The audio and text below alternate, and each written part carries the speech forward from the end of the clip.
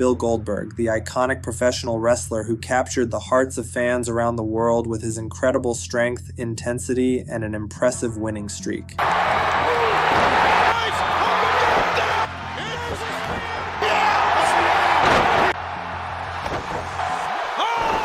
With a career spanning over 2 decades, he was presented as an event unto himself thanks to his ridiculously long entrance that involved watching him walk all the way from his dressing room, flanked by a security detail and sticking his head in pyro. Who's next? Hey, you're all next. However, Goldberg was far from perfect, as he has been deemed as an unsafe, dangerous worker. Just ask Brett. Goldberg, to me, was one of the most unprofessional wrestlers there ever was in the business. Today, let's take a look at how many wrestlers Goldberg has injured in his 20-year-long professional wrestling career. Our first spot goes to La Parka. La Parka made the jump from wrestling in Mexico to wrestle in WCW's Cruiserweight division in 1996. Not one, but 2 steel shots for you. One for me and one for my homies. He became quite the sensation during his time in World Championship Wrestling. While the man under the iconic mask and skeleton suit would never find success in the form of championships, he became widely known by American audiences for his wrestling style, entrance, dance moves, and overall memorable look. Yo, let me speak on this. Unfortunately, La Parka died due to complications from a ring injury he had sustained 2 months prior in January of 2020.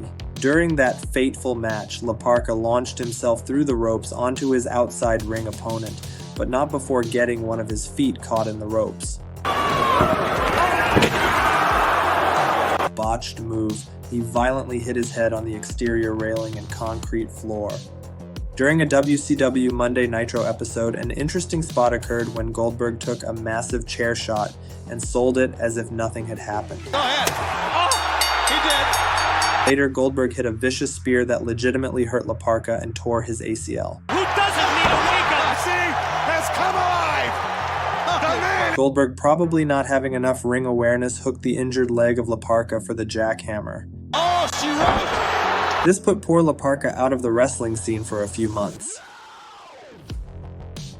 Second on this list is Scott Steiner, known by wrestling fans as Big Papa Pump, a legendary figure in the world of professional wrestling. With his imposing physique and larger-than-life personality, Steiner has left a lasting impact on the industry. Macho Man.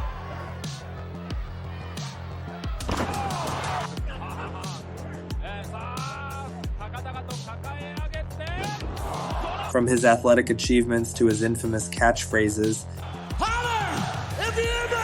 Holler! If you hear me! Steiner's journey is filled with excitement, triumph, and a few surprises along the way. On an episode of WCW Nitro, Goldberg is seen taking on Jeff Jarrett, Kevin Nash, and Scott Steiner. Goldberg botches a basic routine wrestling punch and hits Steiner in the face, breaking his orbital bone. Goldberg has apologized to Steiner, and Steiner doesn't hold any grudges. However, Steiner, being Steiner, did not take any time off to heal. Instead, he was back wrestling with a protective face mask on. Third on the list is the best there is, best there was, best there ever will be, Bret the Hitman Hart. And you will be excellently executed. Arguably the greatest wrestler to lace up a pair of boots, Hart's attention to detail inside the squared circle is second to none. Beloved by fans, the Hitman's career was filled with championships and memorable matches. One of Bret Hart's achievements is that he never injured a single opponent during his entire wrestling career, but the Hitman's career came to an end because of an injury caused by his opponent. Bret Hart and Goldberg clashed in the main event of WCW Starrcade in December of 1999.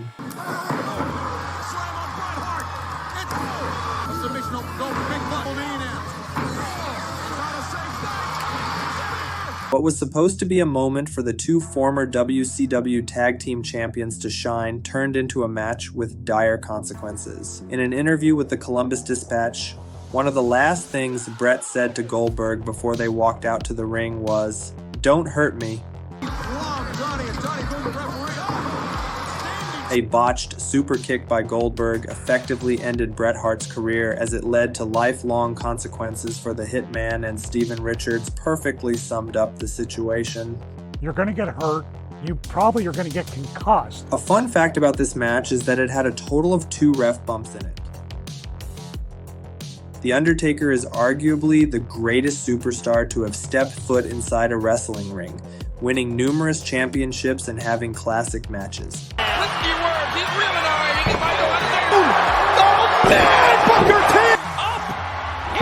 What made Undertaker special was arguably the greatest character and persona of all time. With a career spanning over 30 years, the dead man has made an everlasting impact in the pro wrestling industry. It is safe to say that there will never be another Undertaker in the professional wrestling business. You'll suffocate on your own breath. Thanks to WWE's $500 million deal with Saudi Arabia, gave semi-retired legends the occasionally ridiculous high payday in exchange for nearly killing each other. Goldberg suffered a concussion and remained groggy throughout this match. After hitting Taker with a spear, Goldberg lifted the Phenom up for his famous jackhammer, a move that's hard enough to execute when one's brains aren't scrambled, but this particular jackhammer jacked Taker's back. Do this to the Undertaker! No way! Oh, God! What was supposed to be a dream match between the WCW icon and the living legend at the Super Showdown in 2019 will go down in history as an absolute disaster. Finally, the man Goldberg has injured the most is none other than himself. In the main event of WCW's Halloween Havoc in 1998, Goldberg managed to give himself a concussion while spearing DDP, hitting his head on the mat a little too hard. On another occasion during a backstage segment of WCW Thunder, Goldberg got way too much into his character and decided to hit the glass of the car with his own bare fists.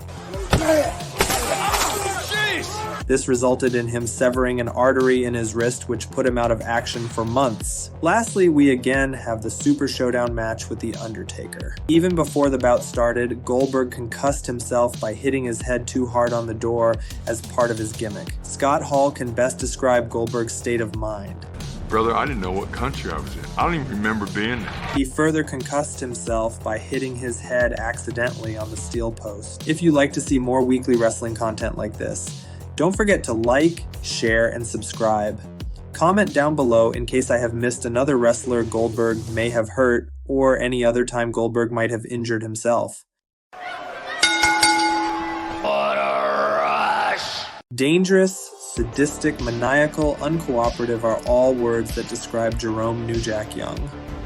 Anybody that ever knew me knew I snorted coke before my match. New Jack made a name for himself as one of the most unpredictable wrestlers in the business. Controversial at times, he exuded danger and was one of the last wrestlers who could draw pure white heat from the fans, even until his final days. Someone who prides himself as one of the world's most hardcore wrestler is bound to hurt some of his opponents. Let's find out how many wrestlers has New Jack injured. On April 1st, 1996, New Jack was booked in a tag team match against the Blue Meanie and Stevie Richards for a television taping of ECW Hardcore TV. Unfortunately, Stevie Richards had suffered an injury that put him out of action. A prelim worker named Austin Chad was called in as his replacement. Prior to the bout, Austin rubbed Jack the wrong way by trying to lay out a match where he'd get to work like a guy on the veteran level. Jack would take out his frustrations on Austin during the course of the match by intentionally delivering stiff chair shots.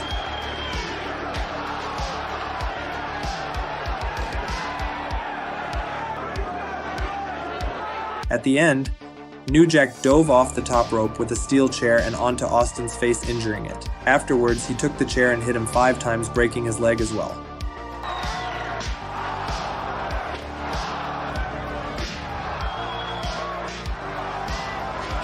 New Jack later started using the top rope dive with a chair as his finisher and referred to it as the 187. In various interviews, Jack credited Chad Austin, albeit sarcastically, for its creation.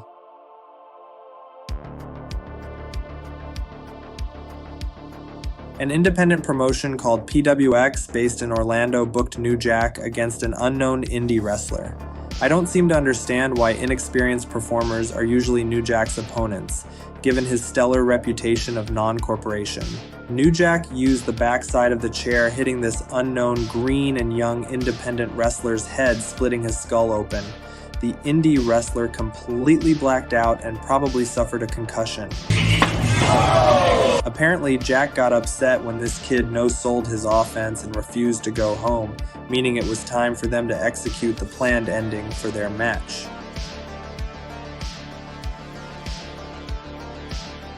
In 2004, Jacksonville, Florida, specifically the Radisson Riverwalk Hotel, was the place where a very inexperienced youngster called Hunter Red, in front of a crowd of maybe 20 people, is booked against New Jack in a match.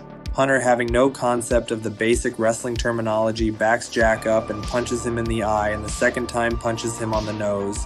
After that, Jack loses his coked-out mind and starts stabbing Hunter Red. However, New Jack is eager to discredit reports claiming he stabbed 16 times. And I did not stab him 14 times. I stabbed him 9. It was 9.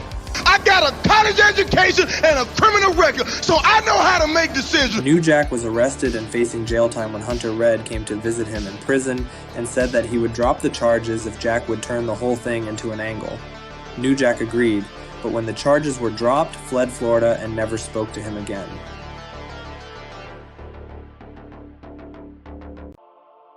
In 2010, New Jack was at a local independent show in Florida, selling merchandise and signing autographs when he heard the announcer use the name The American Gangstas. This was strikingly similar to the name of the tag team New Jack formed in the 90s. He blew his nose and ate that for the extra cocaine residue, you know? And I don't know if we were supposed to be like, hell yeah! He stormed into the ring, called out the young tag team, and challenged them to a match. Jack worked a very stiff match using various weapons along with a Wolverine-style claw to leave the two young wrestlers in pools of their own blood. Whether this match was planned or not, the American Gangstas likely rethought their life choices after this fateful night with the original Gangstas.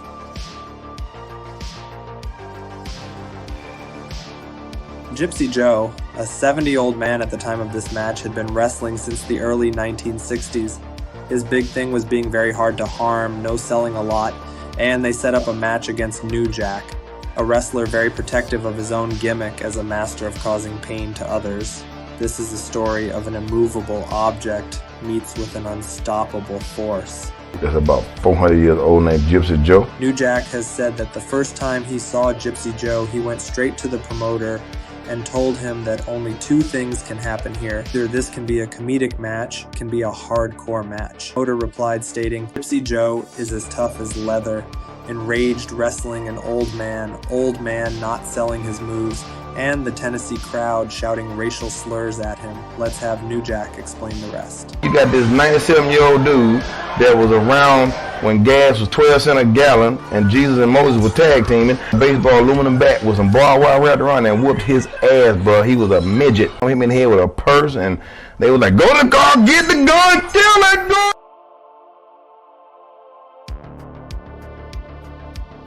A 17-year-old kid named Eric Kulas, who performed under a bus driver gimmick called Mass Transit, convinced ECW's president Paul Heyman to allow him to fill in for another wrestler that could not make it due to travel issues. Kulas lied that he was 21 years old and learned wrestling from the esteemed trainer Killer Kowalski. If even one of those things were true, perhaps disaster could have been averted. The match was very one-sided, with Mustafa easily isolating Devon outside the ring before he and New Jack severely beat Kulas with foreign objects such as crutches, garbage cans, chairs, and toasters. At the end, New Jack tried to blade Kulas but accidentally severed two arteries in his forehead, making him bleed profusely. Mass Transit's father can be heard saying, "He's only 17, and take it easy on him, he's just a kid." New Jack claims that Kulas was extremely arrogant and demanding backstage prior to the match, and he had requested Jack to make him get color, which means to make him bleed.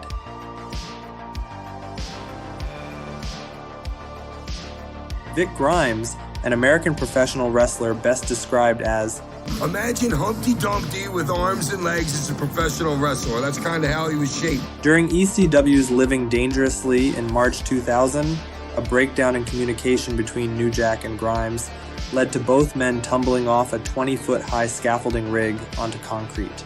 This botched spot between Vic Grimes and New Jack resulted in New Jack having a fractured skull. He was leaking brain fluid out his nose and can't hardly see out of one of his eyes. A year later, they agreed to a rematch with even higher stakes involving throwing your opponent from a 40 feet high scaffolding. Holding a grudge, New Jack admitted to snorting coke before the match and had full intentions of legitimately hurting his opponent. Well, I mean, I was high. You know what I mean? I was high, so I just tased him. I tased him. Jack, I can't feel my legs. I said, you ain't gonna need them. Bums away. I wanted him to hit the floor. I just didn't throw him hard enough. I was trying to throw his ass to the floor.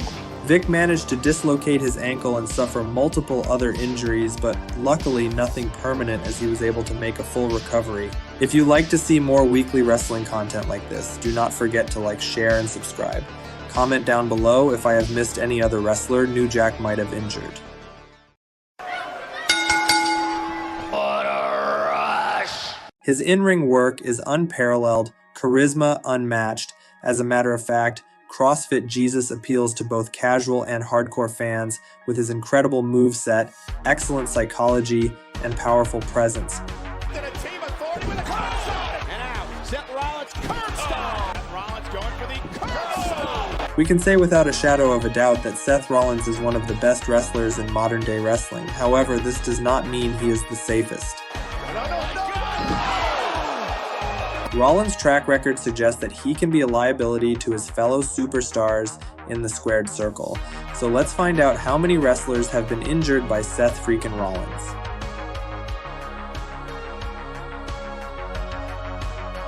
We have none other than Seth Rollins injuring himself to kick off this list with. At a house show event in Dublin in 2015, while trying to perform a top rope maneuver, Rollins damaged his knees very badly in a match against Kane, putting him out of action for almost a year.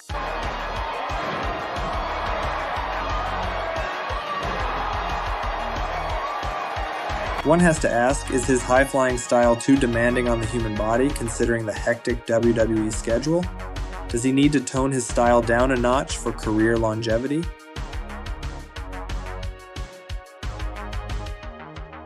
Seth Rollins and Finn Balor had an amazing match at what was an otherwise disappointing SummerSlam. The legacy of the Demon King had begun after he was crowned the first ever Universal Champion.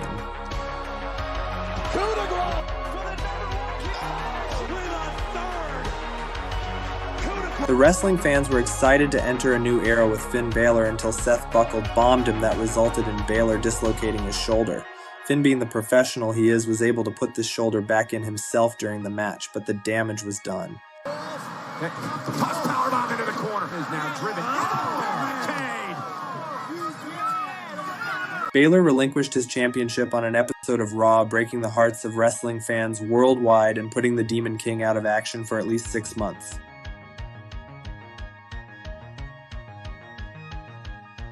For those who grew up during the Monday Night Wars, Sting was the man descending from the skies and taking out the NWO as a one-man army, gaining a near-legendary status in the world of wrestling.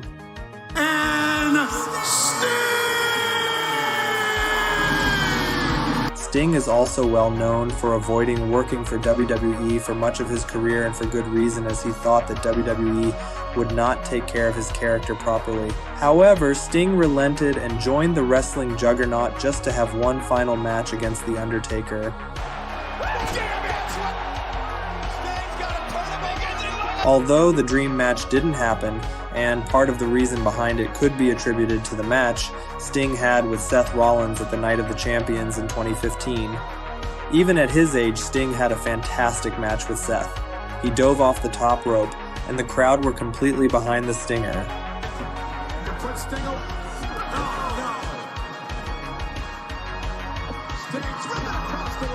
However, after 2 buckle bombs, Sting just hit the ropes and collapsed as he suffered a serious neck injury that could have ended his career for good. The legend somehow managed to end the match and later admitted that it was entirely his fault and doesn't blame Rollins at all, putting him over as the best wrestler he's ever been within the ring. John Cena and Seth Rollins had quite a feud with both of them, putting on incredible matches and had great chemistry together.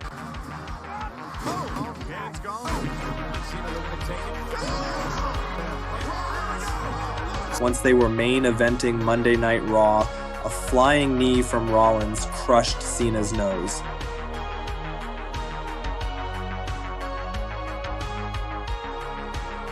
Cena suffered a horrible nasal fracture and grisly pictures emerged on the internet. Rollins spoke at length about this injury and justified his actions by saying that Cena is a clumsy fella and not a graceful individual. Of course, the professional that Cena is, he continued the match and won it. According to Rollins, Cena leans and throws his body into whatever he is doing when he's unsure about something, and Rollins also remembers hearing John's nose crushing through his thick knee pad, thinking, "This is bad." Let me know in the comments below if I have missed any wrestler injured by Seth Rollins, and please don't forget to like, share, and subscribe if you like to see more weekly wrestling content like this. Nia Jax is one of the most powerful female wrestlers in world wrestling entertainment. She got signed with WWE in 2014 and later on went on to become a one-time Raw Women's Champion and two-time Women's Tag Team Champion. Despite her dominance, Nia Jax has constantly been criticized for injuring her fellow co-wrestlers and is often identified as an unsafe worker. So far, in my How Many Wrestlers Got Injured series, it is New Jack that takes the top prize as having injured 7 of his opponents. Let's see if Nia Jax can surpass Mr. New Jack and take the top spot as the most unsafe worker.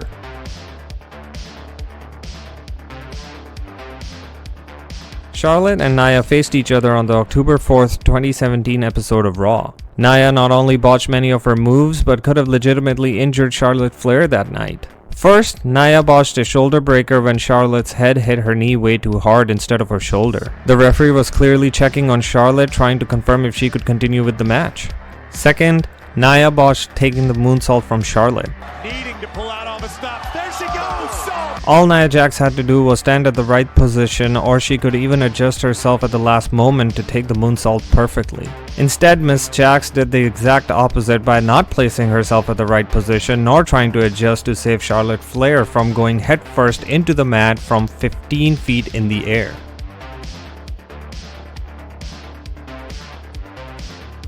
Nia Jax and Bayley had a one-on-one match against each other on the July 31st, 2017 episode of Raw. During the match, Nia Jax tossed Bayley out of the ring through the bottom rope, which landed shoulder first. Bayley clearly looked like she was in a lot of pain as she kept favoring her right shoulder, but still somehow managed to win the match by countout. However, it was later announced that Bayley suffered a separated shoulder and was removed from the women's championship scene at that time.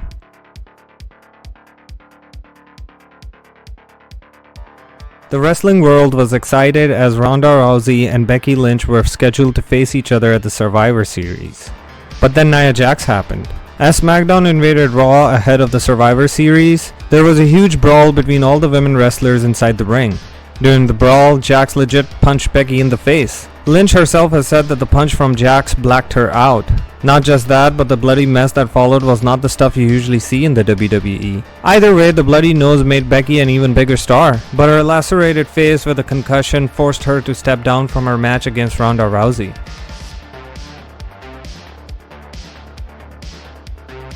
Another on the list of superstars injured by Nia Jax is Mandy Rose. Nia Jax in the year of 2020 was feuding with Mandy Rose and her partner Dana Brooke. On one such episode of Raw, Jax threw Mandy outside of the ring and couldn't control the momentum behind her shove. I have a feeling that Nia Jax really doesn't know anything about her own strength. Mandy hit her shoulder hard on the ring apron, injuring it in the process. WWE did not comment on the injury immediately, but later shot an angle to write off the injured Mandy Rose and her partner Dana Brooke from the Women's Traditional Survivor Series match of that year. – 2018 was a particularly bad year for Nia Jax and almost all of her opponents. She injured 3 women on this list, including Ember Moon, in 2018 alone. On the December 3rd, 2018 edition of Raw, Nia and Tamina took on Ronda Rousey and Ember Moon. While there was no visible evidence of any injury, Ember Moon's husband Matthew Palmer dropped a tweet on the next day after Raw. He indirectly sent a message to Nia Jax but soon deleted that tweet, and his tweet read, "Hope this unsaved moron doesn't hurt my wife again."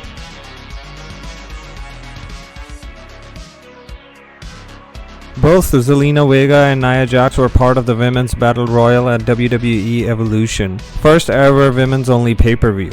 Jax, Ember Moon, and Zelina Vega were the final 3 women standing in the ring. Jax went after Vega and threw her out of the ring for an elimination. Nia put too much force behind throwing Zelina and eventually led to her being out of action for 3 weeks. WWE, Nia Jax, and even Zelina Vega were pretty tight-lipped about the incident, but when you rewatch the elimination, you know that it was a rough landing.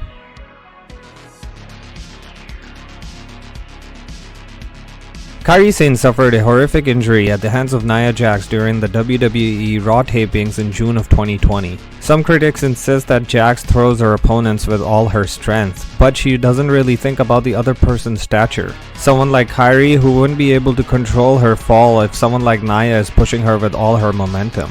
During Nia's match with Kairi Sane, Nia threw Kairi at the steel ring steps. She threw Kairi with so much force that she couldn't turn and take the bump on her back and ended up hitting her head on the steps, busting her wide open. Since this is our 4th installment of my series of how many wrestlers have been injured by other wrestlers, let's take a gander at this low quality compilation of data I just put together on this notepad. I originally was gonna put this on an Excel sheet, but then I realized I don't have Excel. So let's see which wrestler so far has caused the most damage to their co-workers. Seth Rollins has 4 injured wrestlers to his name, Goldberg's got 5, New Jack's got 7, and Nia Jax has also gotten 7. Before I crown our champion that causes the most injuries, don't forget to like, share, and subscribe. Leave a comment if I missed any other wrestler injured by Nia Jax.